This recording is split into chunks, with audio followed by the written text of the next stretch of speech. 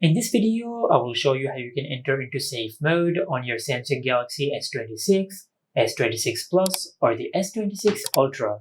Now to do that, first of all, just open the power menu on your Samsung phone.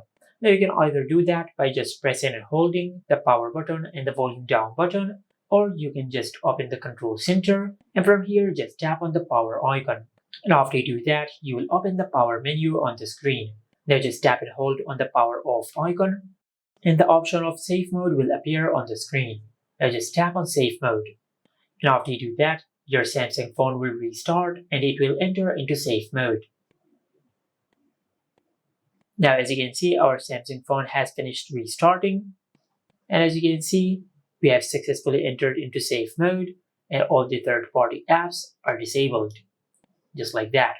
And this is how you can enter into safe mode on your Samsung Galaxy S26, S26 Plus, or the S26 Ultra.